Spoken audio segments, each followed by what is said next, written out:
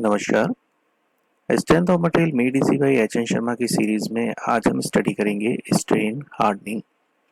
लेकिन आगे बढ़ने से पहले मैं आप लोगों से रिक्वेस्ट करूंगा कि आप लोगों ने अगर अभी तक इस चैनल को सब्सक्राइब नहीं किया है तो इसे सब्सक्राइब कर लीजिए और साथ ही साथ साइड में लगे हुए बेल आइकन पे ज़रूर क्लिक करें ताकि जब भी मैं कोई नया वीडियो अपलोड करता हूं तो आपको इसका टाइमली नोटिफिकेशन मिल सके।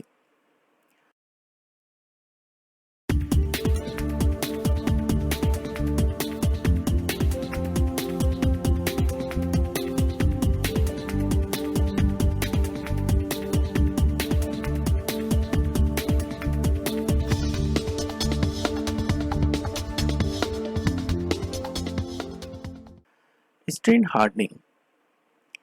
मेरे पास एक क्रिस्टलाइन सॉलिड है, मैंने उसे प्लास्टिकली डिफॉर्म किया, फोर्स लगाया और उसको प्लास्टिकली डिफॉर्म कर दिया। डिफॉर्म करने के बाद मैं जब उसे अनलोड करूंगा और उसे ऑब्जर्व करूंगा तो आई विल ऑब्जर्व कि इस मटेरियल के अंदर में स्ट्रेंथ इंक्रीज हो जाती है। तो ये जो फिनोमिना है मटेरियल की स्ट्रेंथ इंक्रीज होने का प्लास्टिक डिफॉर्मेशन की वजह से, इस फिनोमिना को ही हम स्ट्रेन हार्डनिंग कहते हैं। मैं इसे ग्राफिकली पहले रिप्रेजेंट करता हूँ। Let me draw the graph. हम इसे ग्राफिकली समझते हैं। ये vertical axis and this is horizontal axis. Vertical axis पे मैं स्ट्रेस रिप्रेजेंट करता हूँ और हॉरिजॉन्टल एक्सिस पे मैं स्ट्रेन रिप्रेजेंट करता हूँ। यह है पॉइंट 2 जहाँ से आपका ग्राफ हम बनाना शुरू करेंगे। मेरे पास स्पेसिमेन है, कुछ इस तरह से इसका शेप है।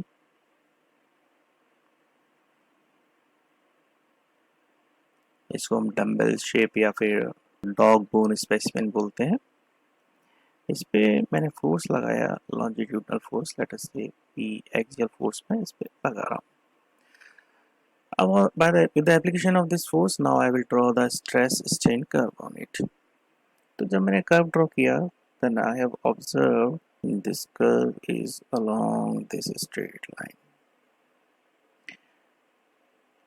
This is the point, I will say this is the yield point of this material. इसको मैंने रिप्रेजेंट किया सिग्मा y से।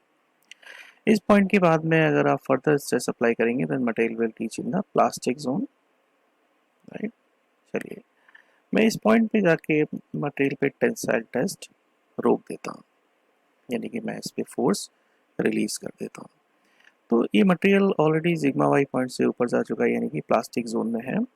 अब अगर मैं कंप्लीट टेंसाइल टेस्ट करता तो मैं फ्रैक्चर स्ट्रेंथ तक इस स्ट्रेस स्ट्रेन कर्व को ड्रॉ करता, लेकिन हमें उससे काफ़ी पहले इस प्लास्टिक जोन में ही मटेरियल से लोड को रिलीज कर देना है। यहाँ पे मैं टेस्टिंग रोक दूंगा। तो जब मैंने यहाँ टेस्टिंग जैसे ही रोका यानी मटेरियल को अनलोड किया तो material will revert back. Okay, तो जो अनलोडिंग कर्व बनेगा that is something like this. ये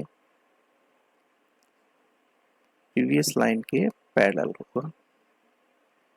this is your unloading curve and it is parallel to this line. This is the point A और मैं कहूँगा कि ये जो अनलोडिंग कर्व है ये ओ ए लाइन के पैरेलल है। Now we see that this much of residual residual strain is remaining in this solid. I will write it as delta epsilon r. Now जब लोड रिलीज हो गया, now the body is strained, तो इसका shape भी कुछ change हो जाएगा। Now the shape will be something like this. The body is elongated, इसका लेंथ इंक्रीज हो चुका है और क्रॉस सेक्शन एरिया भी up to certain extent decrease हो गया। Right, now the load is released. So this is the strained body, strained one. Now मैं इस strained body का strained solid को as a fresh sample use करता हूँ और इसका stress strain कर्व ड्रॉ करता हूँ। तो let me change the color now. चलिए मैं इसी के साथ एक फ्रेश वर्टिकल लाइन बनाता हूँ like this, vertical line means stress is on vertical line and strain common ले लेते हैं हम। Now you see, now this is the point O, यहाँ से कर्व बनना मेरा शुरू होगा। तो जब इस बॉडी को स्ट्रेन बॉडी को जब टेंसाइल टेस्टिंग के लिए हमने यूटीएम में प्लेस किया, तो I got a curve. A curve is something like this. This is something like this, and it is parallel to the slope of previous curve. ये जो मुझे straight line मिल रही है, I am getting this straight line, right? और इसका ये जो point है, this is the topmost point is equal to this. This is my sigma v. यानी कि यील्ड स्ट्रेस इस रेजिस्टेंट मटेरियल का मुझे जो मिलेगा वो इस स्ट्रेस के बराबर होगा जिस स्ट्रेस पे आपने मटेरियल को अनलोड किया था। This is equal to this one, right. Let us say this is the point B. इससे फर्दर अगर मैं आगे मूव करता हूँ then I will go move in the plastic zone further, right. तो इस ग्राफ, दोनों ग्राफ को हम कंपेयर करें तो इनिशियली जो स्ट्रेस लेवल, जो अनस्ट्रेन्ड बॉडी में स्ट्रेस लेवल था, that was sigma Y and the level was here. Strained body में जो स्ट्रेस है that's let us say sigma Y again and I am marking it as sigma Y dash, okay, and it is at this point. और इसकी value जो stress level, जिस stress level पे आपने body को अनलोड किया था उस स्ट्रेस लेवल के बराबर रहेगी, इक्वल होगी, राइट। तो यहाँ से हमें ये चीज समझ में आती है कि स्ट्रेन्ड बॉडी का जो स्ट्रेस है, stress that is yield stress in of deformed या फिर strained body of deformed solid will be greater than the yield stress of undeformed solid.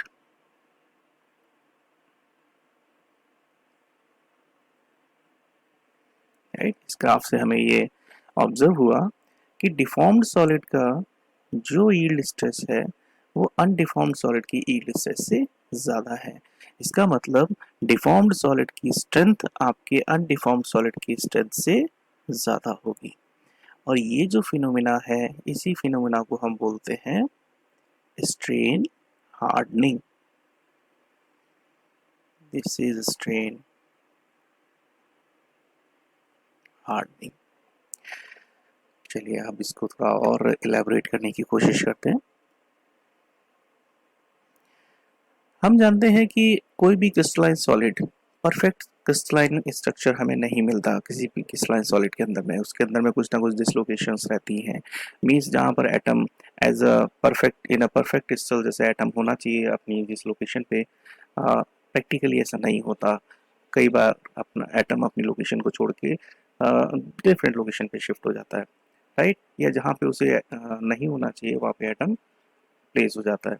So these are the dislocations. It means to say practically कोई भी solid हमको perfect crystalline structure नहीं देता. Okay, so that's why the dislocations are always present, right? Now, अब हम जानते हैं कि dislocations हमारे क्रिस्टल को वीक करती है. It weakens the crystal. That we know. And another interesting thing is कि प्लास्टिक डिफॉर्मेशन डिसलोकेशन को इंक्रीज करता है। अगर आपने प्लास्टिकली मटेरियल को डिफॉर्म किया है तो प्लास्टिक डिफॉर्मेशन इंक्रीजेस डिसलोकेशंस। तो ये तो बड़ा इंटरेस्टिंग फैक्ट निकल के आया सामने कि अगर इन दोनों को हम कंपेयर करें then it gives us the conclusion that plastic deformation it weakens the crystal.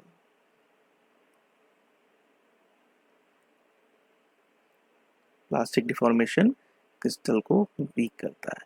तो ये जो हमें यहाँ एनालिसिस ऑब्जर्वेशन मिल रही है कि प्लास्टिक डिफॉर्मेशन वीक करता है, बट एक्सपेरिमेंटली अगर हम देखें then this is not correct. Experimentally this is incorrect, right? It is incorrect क्योंकि experimentally क्या है? Experimentally it says कि strength increases,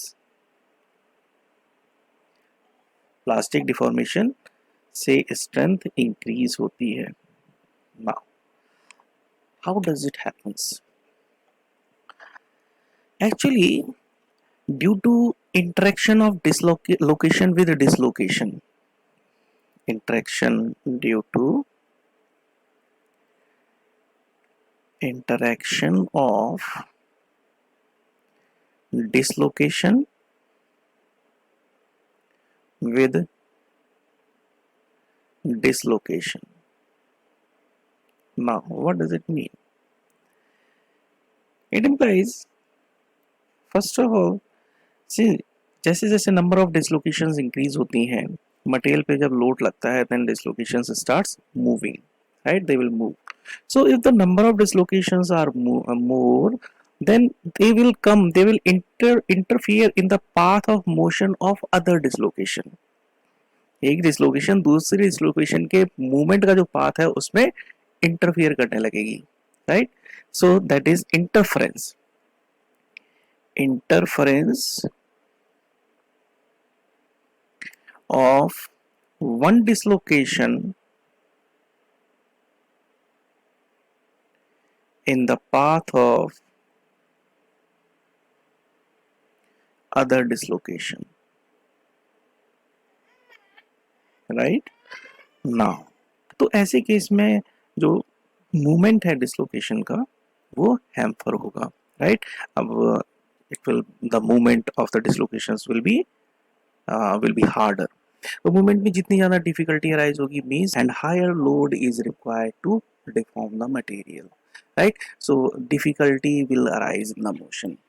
Okay, so it will lead to the difficulty in motion will arise, and that will lead to the increase in